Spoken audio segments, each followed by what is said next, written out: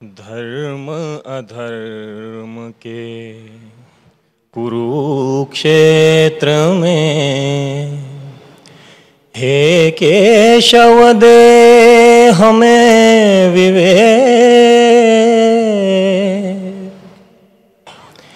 हे युग सारथी हटा मिटा दे मन में धुंधलाता अविवेक।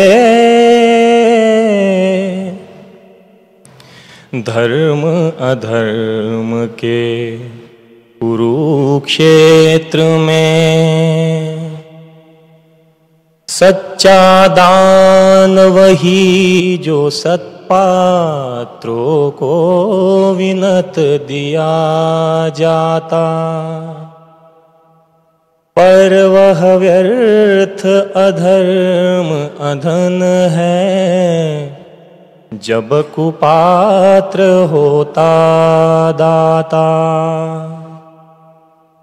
देखो छिलका तिनका खाकर गौरस देती गौ माता, पर गौरस पी पी कर पन्नग जग को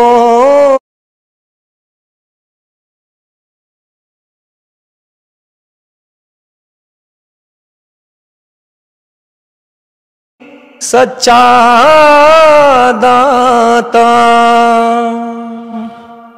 साधे पात्रा पात्र विवेक।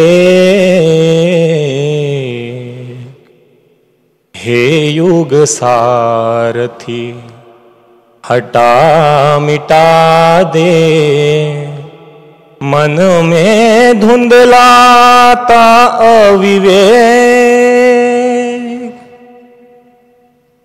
कपटी घोरी के कुचक्र में पृथ्वीराज छले जाते,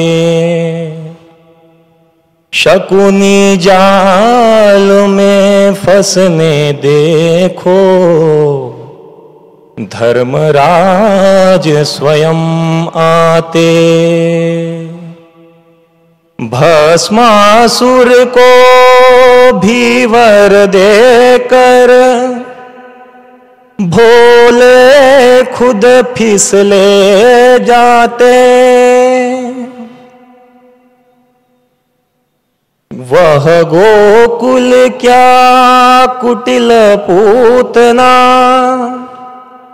पय से पूत पले जाते। सद्गुण बन जाता है दुर्गुण जब हो जाता गुणातिरेक। हे युग सारथी हटा मिटा दे मन में धुंधलाता अविवेक।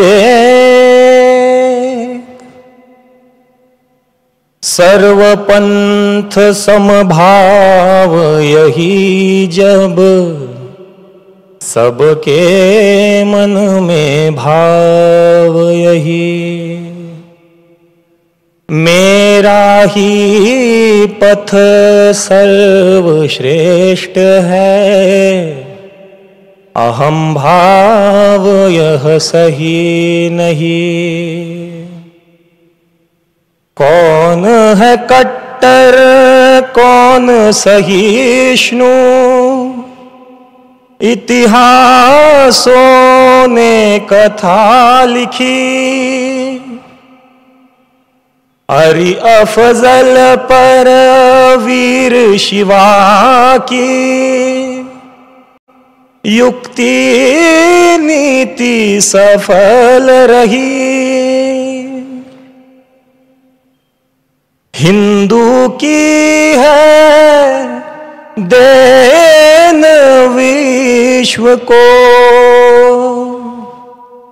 सत्य एक है मार्ग अनेक, हे युग सारथी हटा मिटा दे मन में धुंधलाता अविवेक। धर्म अधर्म के कुरुक्षेत्र में हे केशव दे हमें विवेक।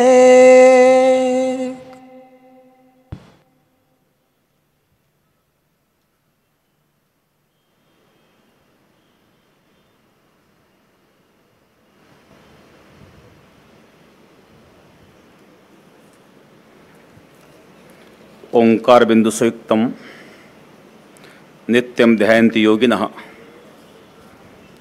कामदः मोक्षदश्चैव। ओंकाराय नमो नमः। अज्ञानतिमिरान्धस्य ज्ञानाञ्जनशलाकया चक्षुर्मिलितं येन तस्मै श्रीगुरवे नमः। गंगाविशुद्धं नितपादस्पर्शं सरोवेष्टितं चुम्बितं पुण्यस्तानं सरालिसितं तुम समाधिस्थमूर्तिं नमामि गंगागिरियोगिराजं। शुचिः शीलः समुदक्षः सप्रतापी जितेन्द्रियं तम नारायणगिरिं वंदे सच्चिदानंद विग्रहम्। राष्ट्रीय स्वयंसेवक संघ के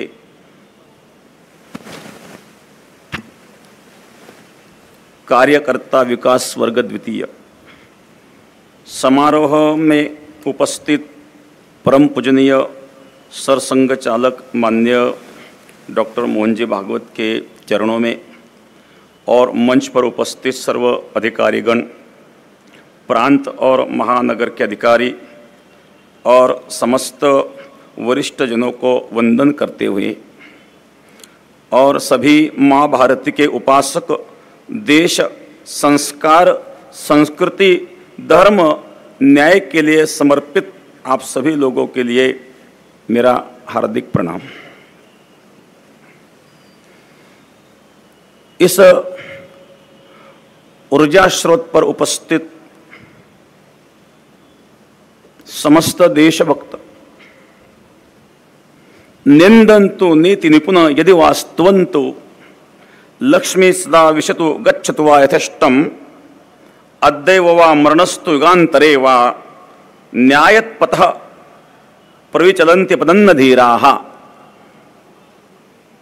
नीति शास्त्र में निपुण लोग निंदा करे अथवा स्तुति करे, लक्ष्मी गृह में प्रवेश करे अथवा कहीं चली जाए, आज मरण आए अथवा युगांतर में आए, कोई भी परिस्थिति हो, ऐसी स्थिति में धीर पुरुष न्याय मार्ग छोड़ के अन्यत्र कहीं नहीं जाता। वह संस्कार संघ से मिलते हैं। अनुकूल परिस्थितियां हो, प्रतिकूल परिस्थिति हो, सब परिस्थिति में समृद्धि, समर्पण भाव, सामाजिक समरसता का ज्ञान संघ परिवार में मिलता है। संघ के सेवा कार्य में उस सेवा कार्य से मैं प्रभावित हूँ। 1925 में श्रद्धेय डॉक्टर हेडगेराव जी ने उस संघ के कार्य की नींव रखी। उसका बृहद व्यापक रूप जो दिखाई दे रहा है वह आप लोगों के त्याग, कर्तृत्व और समर्पण भाव के कारण ही है। आज तक इस सनातन संस्कृति को नष्ट भ्रष्ट करने का प्रयास आक्रांताओं से हुआ। उसी का रक्षण संत परंपरा और आप जैसे समर्पक भाव से देश सेवक, संस्कृति के सेवक उन लोगों से हुआ। यह युद्ध की भूमि नहीं है, यह बुद्ध की भूमि है, यह प्रभु रामचंद्र की भूमि है। प्रभु रामचंद्र का आदर्श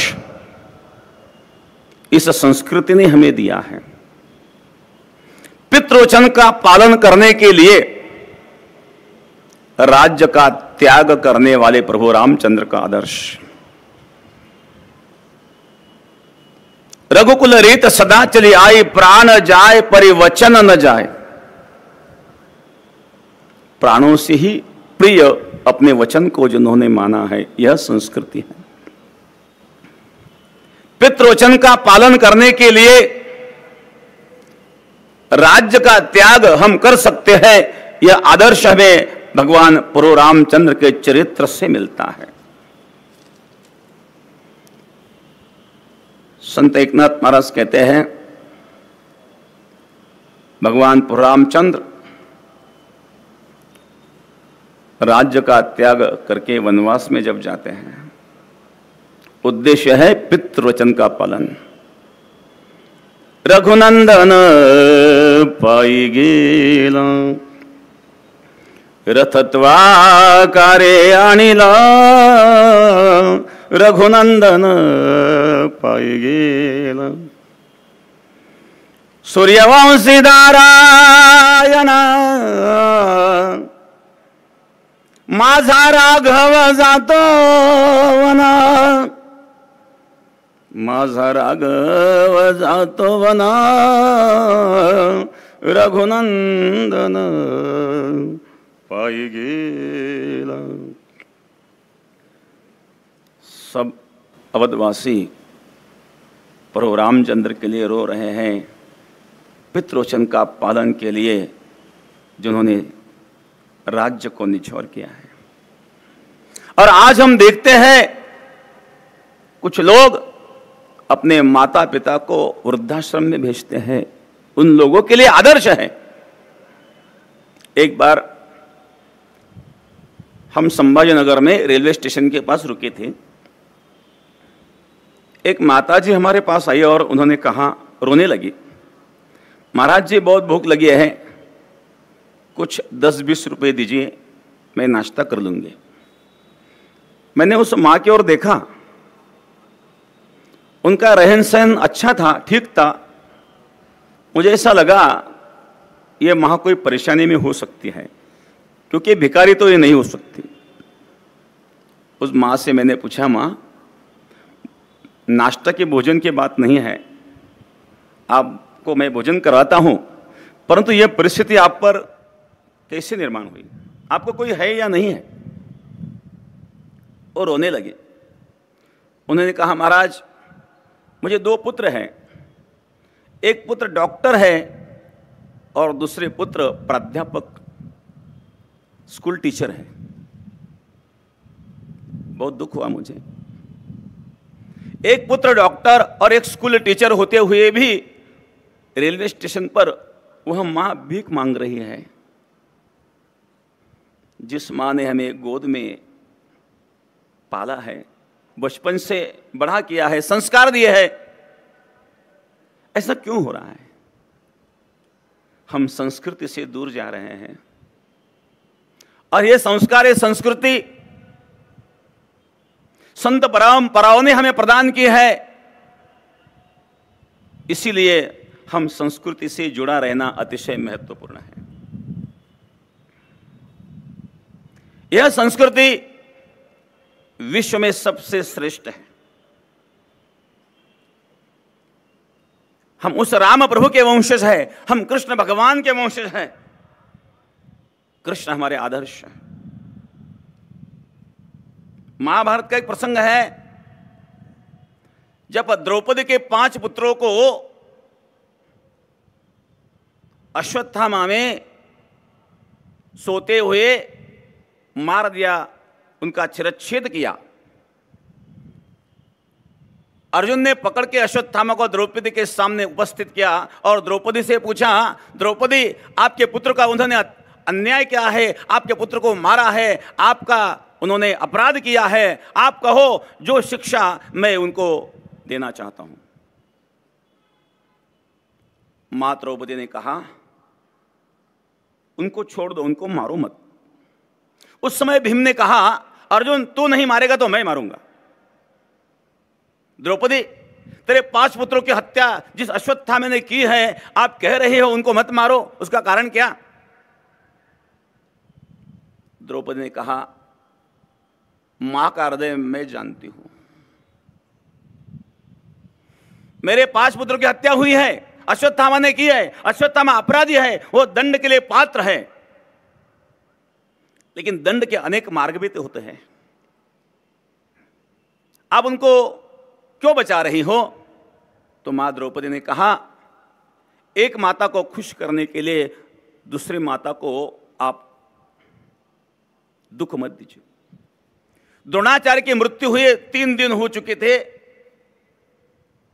अश्वत्थामा की मां अपने पति के मृत्यु के कारण रो रही है और उनका एक आधार है पुत्र। यदि आप उस पुत्र को मारेंगे तो विधवा मां कहा जाएंगी।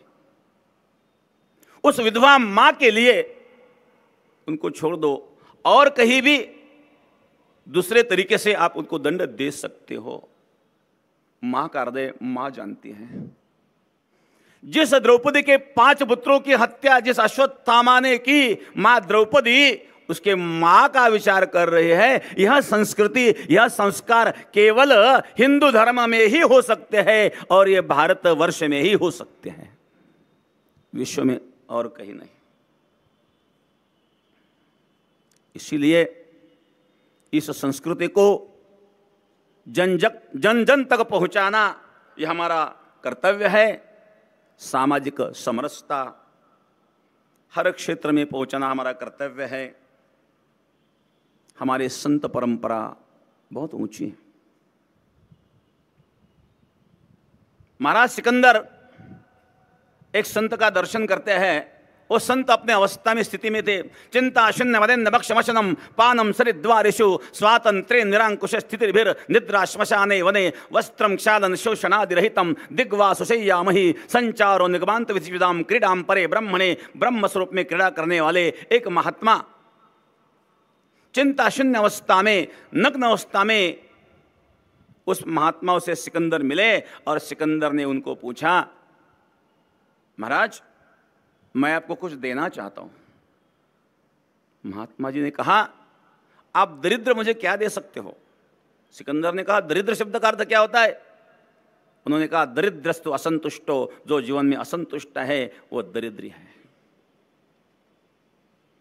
सिकंदर को दरिद्र कहने का सामर्थ्य रखने वाले हमारे संत महापुरुष हैं। उस संतों ने हमें जो परंपरा दी है, उस परंपरा के कारण यह संस्कृति को नष्ट भ्रष्ट करने का जो प्रयास किया गया उसमें सफलता नहीं मिली। आज भी वही संस्कृति संस्कार चल रहे हैं। और मैं एक छोटा सा उदाहरण देकर के वाणी को विश्राम दूंगा। भारत और चीन का युद्ध हुआ था 1962 में। उस प्रसंग का एक वर्णन मैंने कल्याण मासिक में पढ़ा था। भारत चीन युद्ध था। युद्ध में चीन का एक सैनिक था, वो गंभीर तरह से घायल हुआ था। भारतीय सैनिक ने देखा अभी वो मरने वाला ही है, शत्रु भी क्यों ना हो, है तो वो भी एक मनुष्य। उनके पास थर्मस में चाय था। उन्होंने चाय लेकर के उस चीन के सैनिक के पास वो गए, लीजिए भाई चाय लीजिए। चाय देने के लिए भारतीय सैनिक जब नीचे झुका, उस चीनी सैनिक ने उनके पेट में नीचे से छुरा खोप दिया। वह भारतीय सैनिक नीचे गिरा। संयोग से दोनों सैनिकों को एक ही हॉस्पिटल में एडमिट किया गया। 2 दिन के बाद, क्योंकि वो चीनी सैनिक बहुत गंभीर जख्मी था, 2 दिन के बाद भारतीय सैनिक उस चीनी सैनिक के पास गया चाय लेकर के, लीजिए भाई, उस दिन तो मैं आपको चाय नहीं पिला सका, आज तो लीजिए। चीनी सैनिक रोने लगा और उनके मुंह से अनायास शब्द निकले, मैंने आज यह जान लिया है मेरे भगवान बुद्ध ने हिंदुस्तान में जन्म क्यों लिया है। यह संस्कृति है। ये हमारे संस्कार है और इस संस्कार को लेकर के हम चल रहे हैं। यह हमारा परम भाग्य है। एक दुख की बात है, कुछ समय में कुछ वर्ग को क्षुद्र क्षुद्र कह करके दुख दिया गया, उसका भी कभी कभी अफसोस होता है। हमें ये गलती सुधारने का भी समय है। हर कोई हो, भगवान के ही हम पुत्र हैं। यह शरीर तो पंचभूतों से बनता है, आत्मा तो सच्चिद आनंद रूप है। नैनम छिंदन्ति शस्त्राणि नैनम दहति पावकः न चैनम क्लेदेन्त्यापो न शोचयति मारुतः अच्छद्योयम दाह्योयम अक्लेद्यो शोश्च एव च नित्यः सर्वतस्तानुर अचलोयम सनातनः। आत्मा सनातन है, अचल है, आत्मा तो क्षुद्र नहीं है। और शरीर तो पंचभूतों से हर व्यक्ति का बना हुआ है, उसमें स्पृश्य अस्पृश्यता कहां से आती है? हर व्यक्ति को सम्मान मिलना चाहिए, यही भाव अपने मन में रहे और देश सेवा, देश संस्कृति वो टिकी रहे, उसके लिए अपने जो प्रयास चल रहे हैं और गति से वो चलते रहे, यही प्रार्थना मैं गुरु महाराज से करके वाणी को विश्राम देता हूं।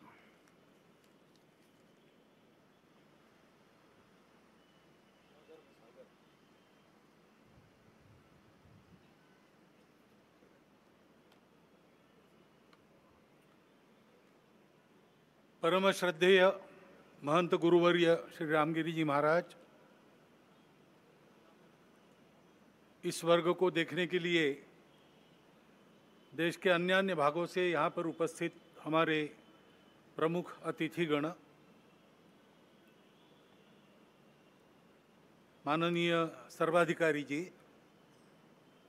माननीय विदर्भ प्रांत संघ चालक जी, माननीय नागपुर महानगर के संघ चालक जी, उपस्थित अन्य अधिकारीगण, आत्मीय स्वयंसेवक बंधु, उपस्थित नागरिक सज्जन एवं माता भगिनी,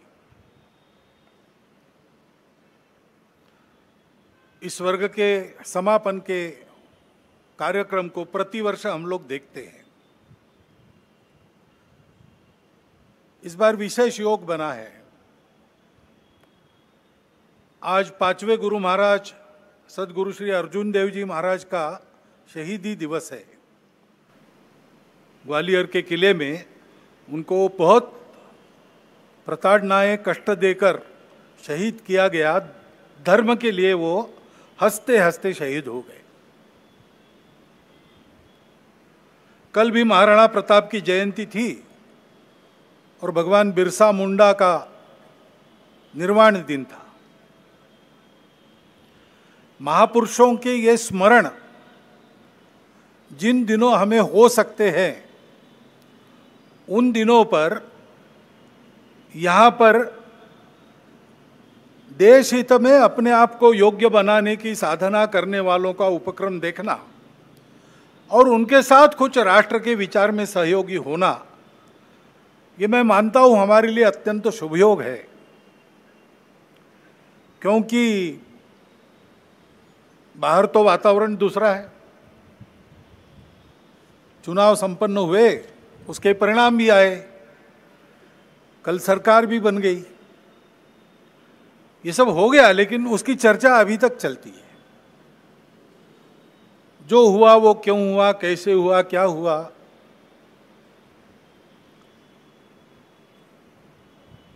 ये अपने देश के प्रजातांत्रिक तंत्र में प्रति 5 वर्ष होने वाली घटना है, होती है। उसके अपने नियम है, डायनेमिक्स है, उसके अनुसार होता है। अपने देश के संचालन के लिए कुछ निर्धारण करने वाला वो प्रसंग है, महत्वपूर्ण है। लेकिन हम चरविचरण करते रहे, इतना महत्वपूर्ण क्यों है? समाज ने अपना मत दे दिया, उसके अनुसार सब होगा। क्यों कैसे, इसमें संघ के हम लोग नहीं पढ़ते। हम अपना कर्तव्य करते रहते, लोकमत परिष्कार का प्रतिवर्ष करते हैं, प्रति चुनाव में करते हैं, इस बार भी किया है। बाकी क्यों हुआ क्या हुआ इस चर्चा में पड़ते नहीं, क्योंकि आज ही कल ही आदरणीय सत्यप्रकाश महाराज जी ने हमको एक वचन बताया कबीर जी का। सार रूप में हम लोग उस प्रकार से विचार करते हुए इन सब बातों को देखते हैं। निर्बंधा बंधा रहे, बंधा निर्बंधा होई, कर्म करे करता नहीं, दास कहाए सोई। जो सेवा करता है, जो वास्तविक सेवक है, जिसको वास्तविक सेवक कहा जा सकता है, उसको कोई मर्यादा रहती है, वो मर्यादा से चलता है। काम करते सब लोग हैं, लेकिन कार्य करते समय मर्यादा का पालन करते हुए उसको करना। जैसा तथागत ने कहा है, कुशलस्य उपसंपदा, अपनी आजीविका, पेट भरने का काम सबको लगा ही है, करना ही चाहिए। अपने शरीर को भूखा नहीं रखना है, परंतु करते समय कुशलस्य उपसंपदा है, कौशल पूर्वक, यानी उपजीविका के कार्य में उत्कृष्टता जैसे उस शब्द से निर्दिष्ट होती है, वैसे ही वो कार्य करते समय दूसरों को धक्का नहीं लगना चाहिए, ये मर्यादा भी उसमें निहित है। तो ऐसी मर्यादा रख के हम लोग काम करते हैं। काम करने वाला उस मर्यादा का ध्यान रखता है, वो मर्यादा ही अपना धर्म है, वो मर्यादा ही अपनी संस्कृति है, जो महाराज जी ने अभी बहुत मार्मिक कथाओं से थोड़े में बताई, पूरी बताई। उस मर्यादा का पालन करके जो चलता है वो कर्म करता है, लेकिन कर्मों में लिप्त नहीं होता, उसमें अहंकार नहीं आता कि मैंने किया, और वही सेवक कहलाने का अधिकारी रहता है।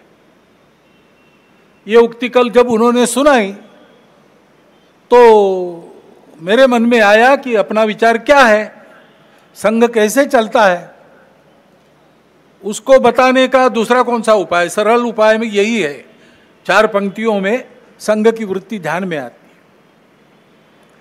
क्योंकि इन बातों में उलझे रहेंगे तो काम रह जाएंगे, और चुनाव प्रचार की या चुनाव में जो होता है उसकी बात ऐसी है, वास्तव में तो प्रजातंत्र की अनिवार्य आवश्यक प्रक्रिया है, और उसमें 2 पक्ष रहते हैं, इसलिए स्पर्धा रहती है। स्पर्धा रहती है तो दूसरे को पीछे करने का, स्वयं को आगे बढ़ाने का काम होता ही है, होना ही चाहिए, परंतु उसमें भी एक मर्यादा है, असत्य का उपयोग नहीं करना। चुने क्यों जा रहे लोग, संसद में जाएंगे, बैठकर अपने देश को चलाएंगे, सहमति बनाकर चलाएंगे। हमारे यहां तो परंपरा सहमति बनाकर चलने की है।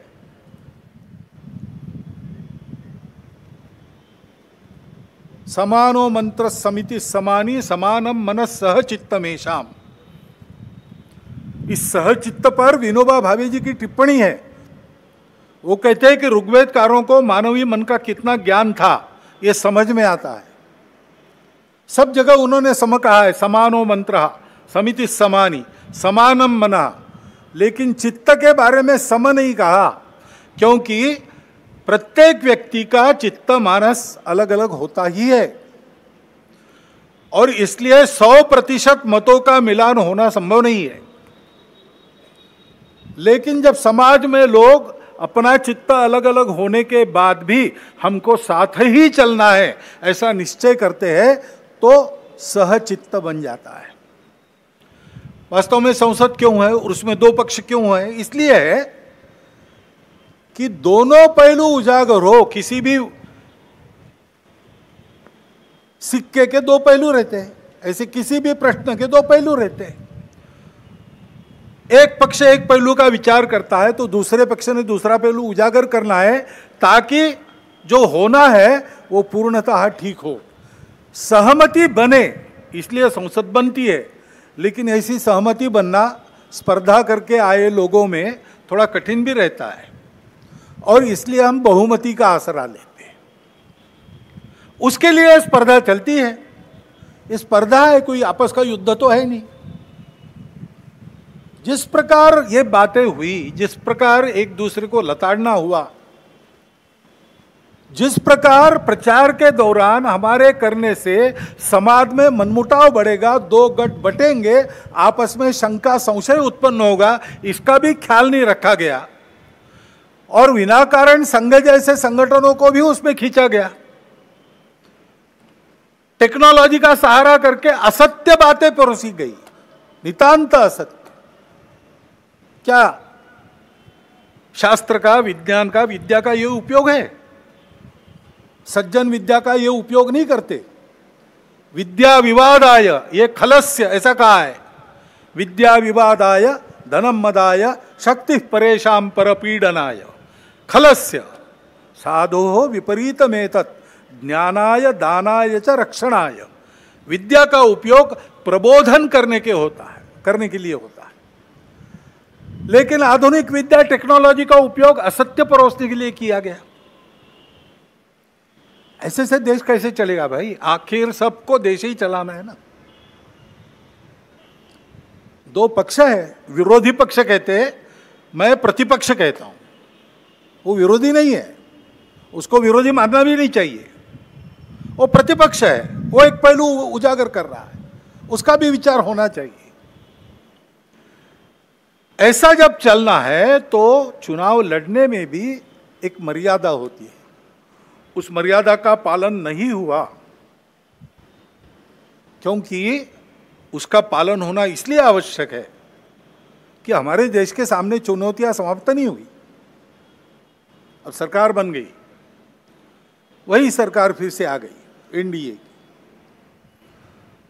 अब ये ठीक है, पिछले 10 वर्षों में बहुत कुछ अच्छा हुआ है। आर्थिक हमारी स्थिति, आधुनिक दुनिया जिन मानकों को मानती है, जिसके आधार पर आर्थिक स्थिति का मापन करती है, उनको लगाए तो हमारी आर्थिक स्थिति बहुत अच्छी हो रही। सामरिक स्थिति हमारी निश्चित रूप से पहले से अधिक अच्छी है। दुनिया भर में हमारे देश की प्रतिष्ठा बढ़ी है। कला क्षेत्र में, क्रीड़ा क्षेत्र में, ज्ञान विज्ञान के क्षेत्र में, संस्कृति के क्षेत्र में हम सब लोग विश्व के सामने आगे बढ़ रहे हैं। हमको धीरे धीरे मानना विश्व के प्रगत देशों ने भी शुरू किया है। लेकिन इसका मतलब ये नहीं है कि हम चुनौतियों से मुक्त हुए। अभी उन बातों से मुक्त होकर, जो चुनाव के आवेश में अतिरेक हो गया, उससे मुक्त होकर हमको आने वाली बातों का विचार करना है, समस्याओं से राहत लेनी है। अभी हम बैठे हैं, गर्मी लग रही है, अभी तो ठंडा हो गया, लेकिन कुछ दिन पहले कितनी गर्मी थी। इस वर्ष हर वर्ष से बहुत अधिक गर्मी हुई और सर्वत्र हुई, हिल स्टेशंस में भी हुई। बेंगलुरु जैसे महानगर में जल का संकट आ गया। हिमालय के हिमनदियों के पिघलने के बारे में तरह तरह की बातें छप रही है। ये पर्यावरण का सारी दुनिया पर संकट है। भारत जो संस्कारों से ही पर्यावरण का मित्र बनकर चलता है, कृतज्ञता पूर्वक नदियों को, वृक्षों को, पहाड़ों को, पशुओं को, पक्षियों को पूजता है, उनके साथ अपना संबंध मानता है, वहां भी यह संकट खड़ा हुआ है, क्योंकि विकास पथ की दृष्टि अधूरी है। उसको बदलना होगा, सबको बदलना होगा। लेकिन जिसके पास ये दृष्टि पहले से है, वो भारत अपने आप को कैसे बदलता है ये देखकर दुनिया उसका अनुकरण करने वाली है। तो हमको अपना स्व के आधार पर एक विकास पथ ठीक से बनाना है। अभी उस स्व का विचार करके भी बहुत सी बातें हो रही है, लेकिन हमको मूल से विचार करके दृष्टिगत सारी बातें बदल के करना पड़ेगा। ज्ञान विज्ञान का जो आधुनिक सारा प्रवास और प्रयास है, उसको भी ध्यान में रखकर हमारे परंपरा का ज्ञान जो काल सुसंगत है, उसको साथ लेकर दृष्टि वो रखकर कि वसुधैव कुटुंबकम, और सृष्टि अपनी माता है। हम सृष्टि के विजेता नहीं है, हम सृष्टि के अंग है। वो माता है, उसका दोहन करना है, उसका पोषण होना चाहिए, इस पर ध्यान देना है। उस ढंग से विकास की रीति, उस ढंग से अपने विकास के प्रतिमान हमको बनाने पड़ेंगे। उसके लिए देश में शांति चाहिए जगह जगह, और समाज में कलह ये नहीं चलता।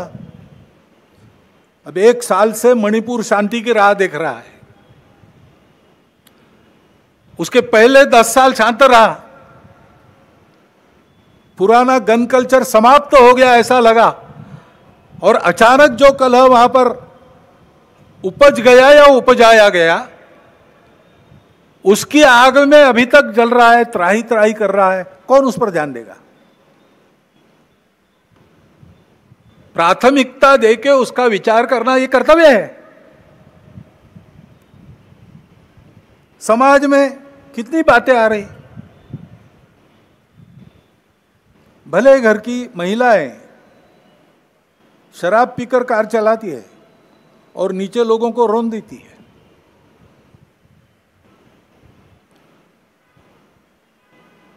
कहां हमारे संस्कार कहां गए? हमारी संस्कृति कहां है?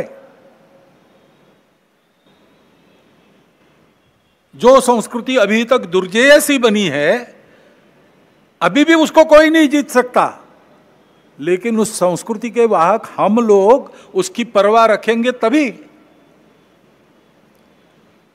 इसलिए समाज में पीढ़ी दर पीढ़ी चलने वाले, संपूर्ण सृष्टि की धारणा करने वाले धर्म के संस्कार, जो संस्कृति हमको सिखाती है, उस संस्कृति के पनपने का, आगे की पीढ़ी तक पहुंचने का प्रश्न खड़ा हो गया है।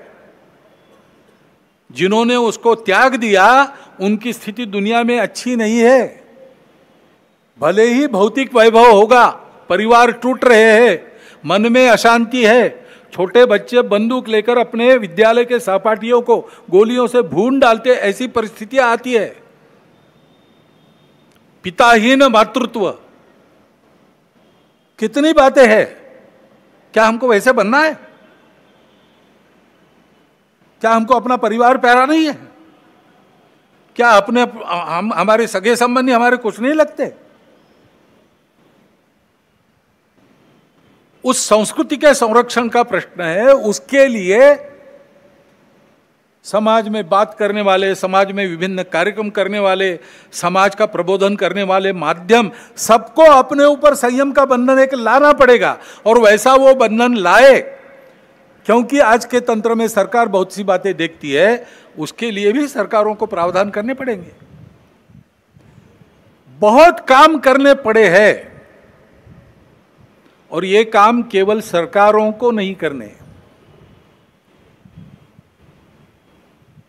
इनकी भी चर्चा हम करते हैं, लेकिन केवल चर्चा करने से नहीं होता।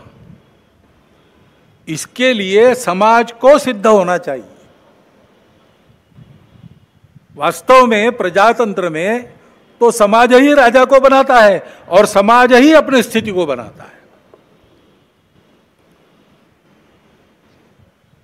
तो समाज ने अपने आप को खड़ा करना, यह पहली बात आवश्यक होती है। समाज परिवर्तन से व्यवस्थाओं का परिवर्तन होता है। दुनिया में सर्वत्र, दुनिया का इतिहास देखिए, यही हुआ है। जब कोई परिवर्तन आया, समाज में आया, उसके कारण व्यवस्था में आया। नेतृत्व खड़ा हुआ, लेकिन नेतृत्व को समाज का प्रतिसाद मिलने के लिए समाज का परिवर्तन हुआ। फ्रांसीसी राज्य क्रांति में फ्रांस के गरीबों का असंतोष शिखर पर पहुंच गया था, इसलिए क्रांति की बात करने वालों के पीछे सारी जनता खड़ी हो गई। यही रशिया में हुआ है। ये खड़ा हो गया समाज में कि इससे छूटना है, इससे बाहर आना है। अब वहां ये संस्कृति नहीं है जिसका वर्णन महात्मा ने किया, हमारे संत जी ने किया। संयम की, सत्य, अहिंसा, अस्तेय, परिग्रह, ब्रह्मचर्य, ये हमारे पास है। और इसलिए हमारे पास यही हुआ, लेकिन उसकी जो अभिव्यक्ति थी वो अलग प्रकार थी, वो भारतीय अभिव्यक्ति थी। डॉक्टर बाबा साहब आम्बेडकर कहते हैं कि कोई बड़ा परिवर्तन होने के पहले समाज का एक बड़ा आध्यात्मिक जागरण होता है, ये नियम है। अपने देश में तो है ही। शिवाजी महाराज के पहले सैकड़ों वर्ष संतों ने आध्यात्मिक जागरण किया, भक्ति की बुनियाद देकर सारे समाज को भेद मिटाकर वर्ण अभिमान विसर्य जाति, भूल गए वर्ण अभिमान और जाति, ऐसा समाज खड़ा किया। तो शिवाजी महाराज ने स्वराज्य का विचार रखा, उसके पीछे सामान्य आदमी खड़ा हुआ, अपना घर गृहस्थी संभाल कर और उनके साथ लड़ता था। इसलिए दुनिया की बलाढ्य ताकतें भी उसको पराजित नहीं कर सकती। ये समाज के निर्माण का काम करना है। समाज में एकात्मता चाहिए, समाज में संस्कार चाहिए। अपने समाज में और विशेष बात है कि हमारा समाज विविधताओं से भरा हुआ समाज है, और यह जानने वाला समाज है कि ये विविधताएं मिथ्या है, कुछ दिन चलती है, बाद में विविधता नहीं रहती। मूल में तो हम एक ही है। विविधता भी हमारी एकता का आविष्कार है, अभिव्यक्ति है, और इसलिए उसको स्वीकार करो, मिलजुल कर चलो, सब सही है। अपने अपने मत की श्रद्धा पर पक्के रहो, दूसरों के मत का उनका उतना ही सम्मान करो, उनका भी मत सत्य है ये स्वीकार करो, और मिलकर धर्म की राह पर चलो। ये धर्म पूजा की बात नहीं कर रहा हूं मैं। सारी पूजाएं अपनी अपनी पूजा पर श्रद्धा रखकर, बाकी पूजाओं को भी उतना सत्य मानकर, सब लोगों ने मिलकर सबकी धारणा करनी है, सबको जिलाना है, सृष्टि को भी जिलाना है, पूरे अस्तित्व के विचार से अपने जीवन को चलाना है। यह धर्म है।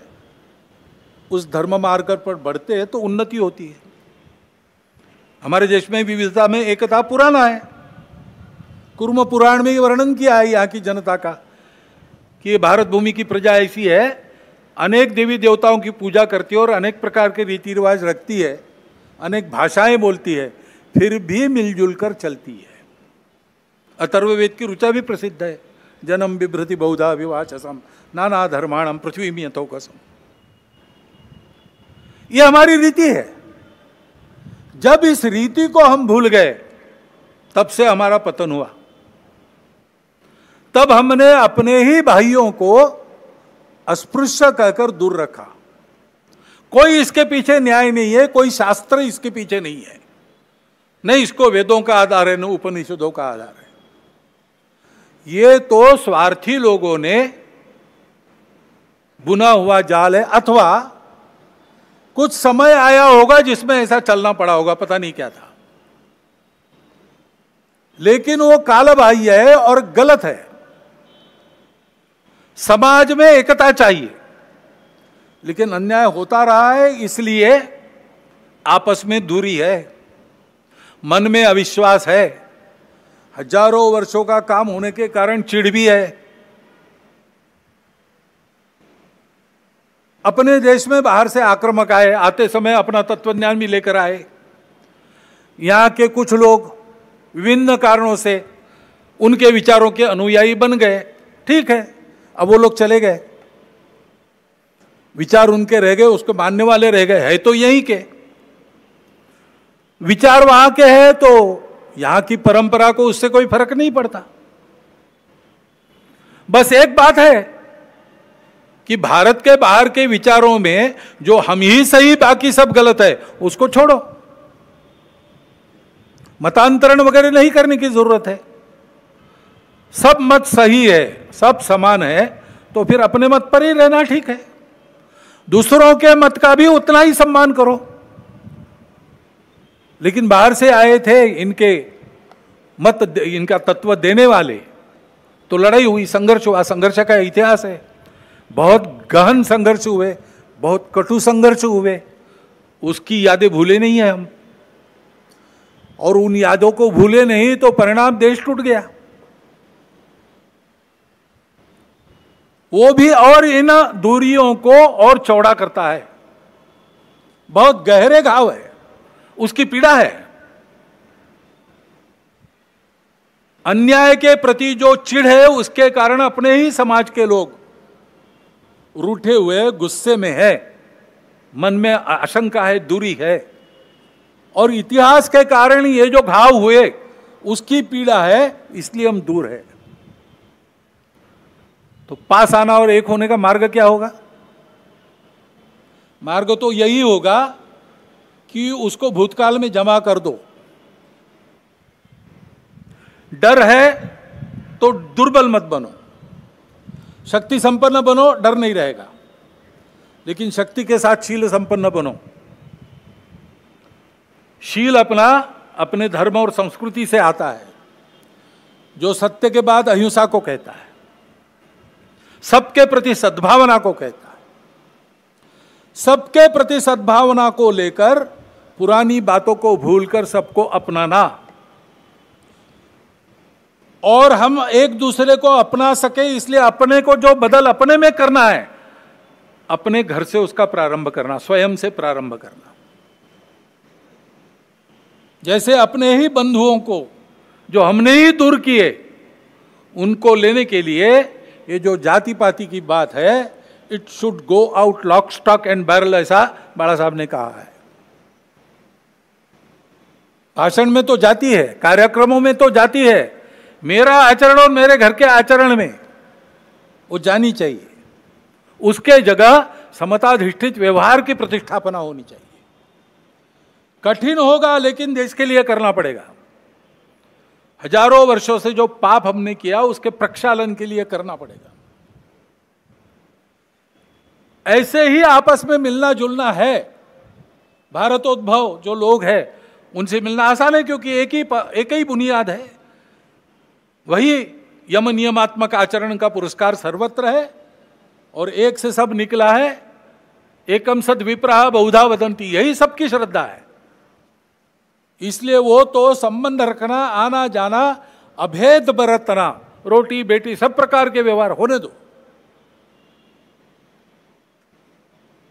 लेकिन जो बाहर की विचारधारा है, ये उनकी प्रकृति ऐसी थी, हम ही सही बाकी सब गलत। अब उसको ठीक करना पड़ेगा, क्योंकि वो आध्यात्मिक नहीं है। इन विचारधाराओं में जो अध्यात्म है उसको पकड़ना पड़ेगा। पैगंबर साहब का इस्लाम क्या है, सोचना पड़ेगा। ईसा मसीह की ईसाईयत क्या है, सोचना पड़ेगा।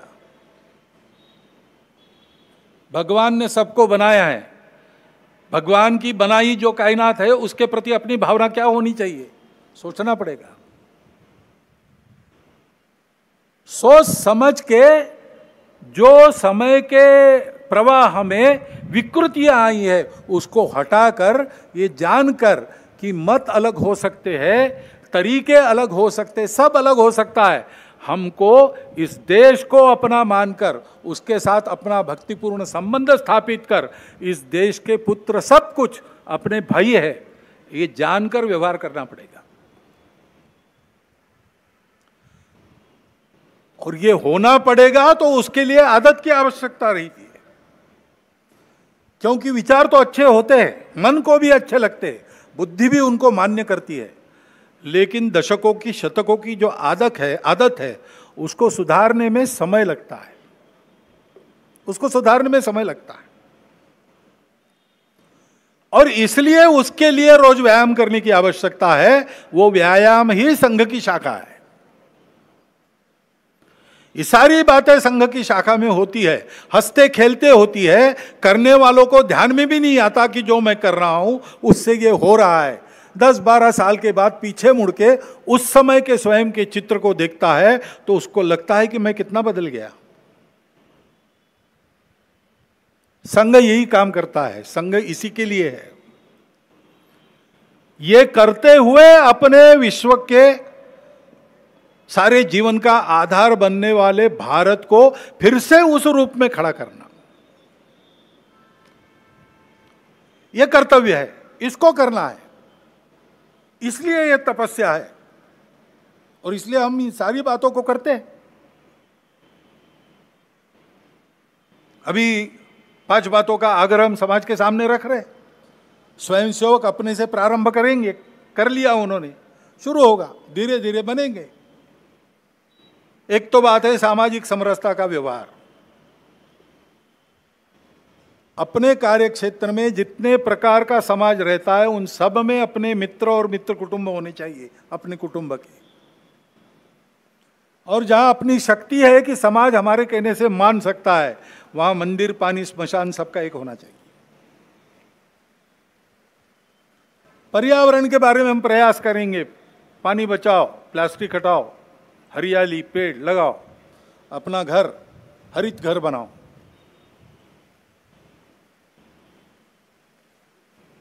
स्व आधारित सारा व्यवहार हो। स्व आधारित जीवन की कल्पना में उपभोग के लिए जीवन नहीं है, समृद्धि चाहिए, अय्याशी नहीं चाहिए। इसलिए लक्ष्मी जी की स्तुति हम करते हैं श्री सूक्त में, तो उसमें जैसे धान्यम धनम बहुपुत्र लाभम वगैरह कहा है, वैसे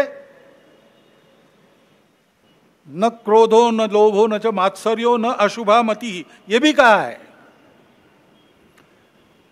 नीति युक्त लक्ष्मी, उसकी हम पूजा करते हैं, उपभोग में नहीं उसको दौड़ते, उपभोग की रेस में हम नहीं दौड़ते, हम संयम रखते हैं, संयमित उपभोग, इस पर हमारा विश्वास है। इसलिए फिजूल खर्ची नहीं करना, बहुत ज्यादा तामझाम की आवश्यकता नहीं, सादगी से रहना, मितव्ययिता से रहना, आवश्यकताएं सारी पूरी हो। समाज है तो उसमें थोड़ा बहुत स्थान मान सबका रहता है, उसके अनुसार अपना रहना सहना हो, परंतु अनावश्यक खर्चा नहीं करेंगे, सादगी से रह सकते रहेंगे। स्व आधारित स्वदेशी का व्यवहार यही है जो अपने घर में बन सकता है, बाहर से नहीं लाना। एक आध बार इतवार को चले गए पिज्जा विज्जा खाने, ठीक है, लेकिन नियम नहीं बनना चाहिए। और जो अपने देश में बनता है वो बाहर से नहीं लाना। और देश की नीति ऐसी बने कि बाहर से लेना तो पता है अंतर्राष्ट्रीय व्यापार है, तो हम अपने शर्तों पर ले,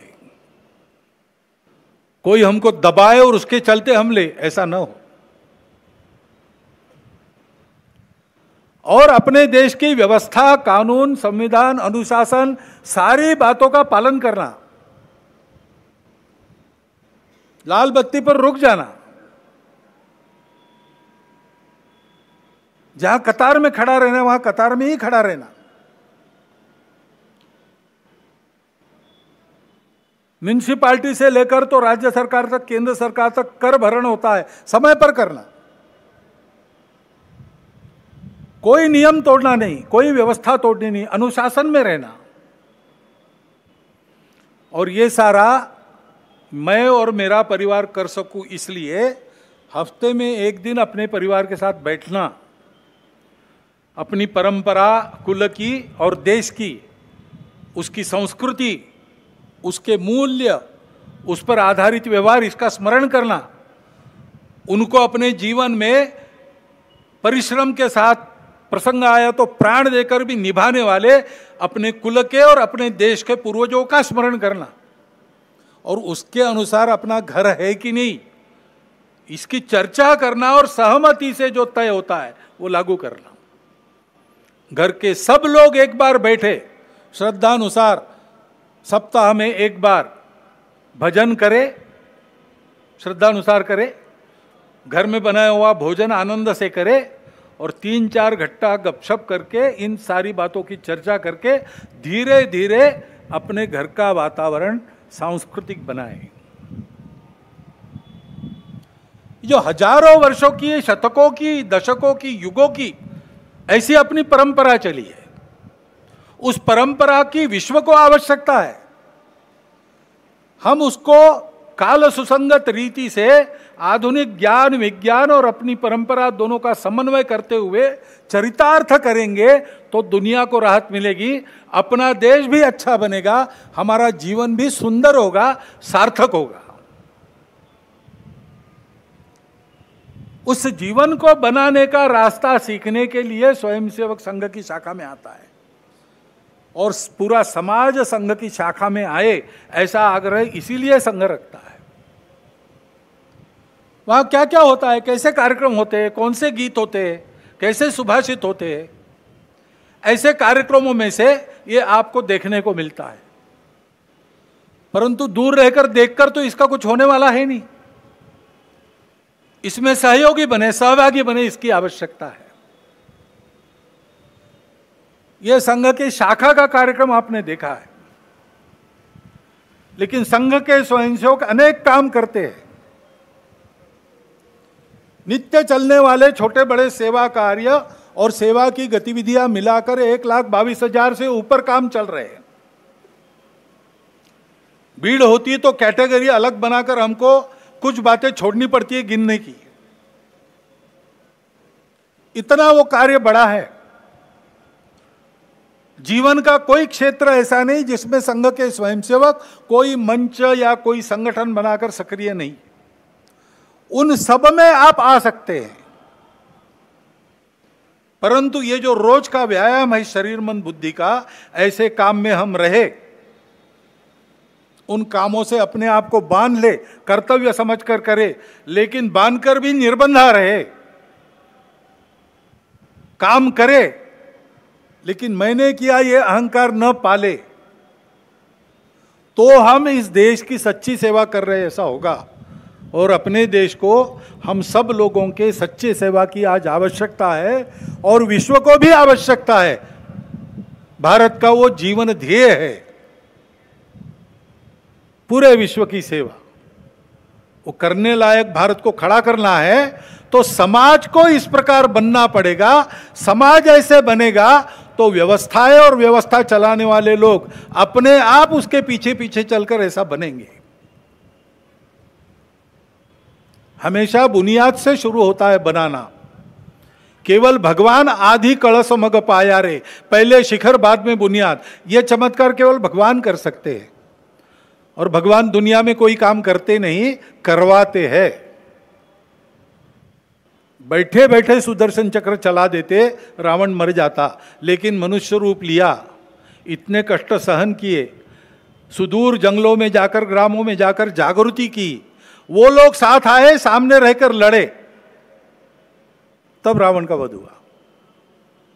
शमी पर रखे अपने शस्त्र उतारकर पांडव धर्म युद्ध के लिए सिद्ध हो गए, तब भगवान कृष्ण ने केवल सारथ्य किया। चाहते तो द्रौपदी के वस्त्रहरण प्रसंग में ही कौरवों को भस्म कर देते, लेकिन भगवान पहले शिखर बाद में बुनियाद, ये चमत्कार बहुत कम करते हैं। भगवान की रीति यह है, वो हमको बुद्धि देता है, हमको स्वतंत्रता देता है, संस्कारों के द्वारा शुद्ध बुद्धि के प्रकाश में काम करने का अवसर देता है। हमारे काम करने पर भगवान की लकड़ी लगती है, भगवान की उंगली लगती है। हमारी लकड़ी पर गोवर्धन उठ रहा है, हमको लगता है उंगली भगवान की लगती, परंतु उंगली तभी लगती जब हमारी लकड़ी लगेगी। यही सर्वत्र दुनिया के इतिहास में हुआ है, यही अपने वहां होना चाहिए, होने जा रहा है। हमको उसका निमित्त बन के काम करना है। और इसलिए संघ के इस महाअभियान में आप सबको आमंत्रित करता हुआ, मैं ये थोड़ा लंबा हुआ भाषण आपने सुन लिया, इसलिए आपका धन्यवाद करता हुआ मेरे 4 शब्द समाप्त करता हूं।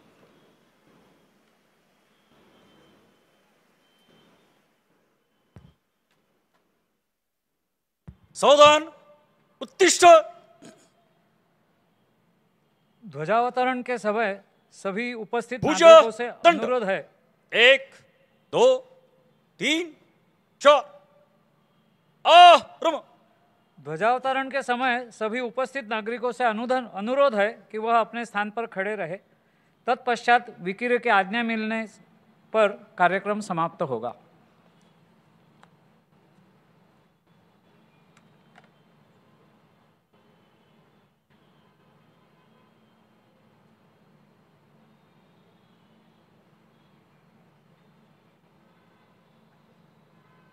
संघ तक्ष ध्वज प्रणाम। 1 दो तीन।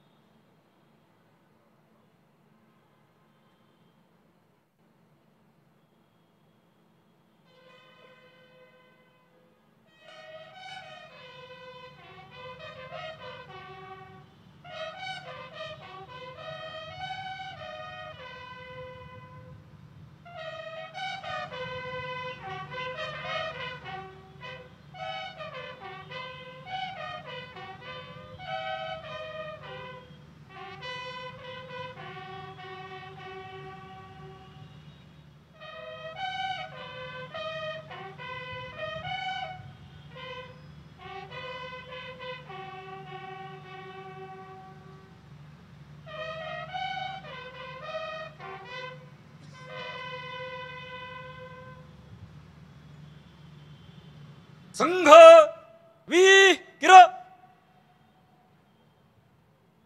वाम वृत आरम स्वस्थ।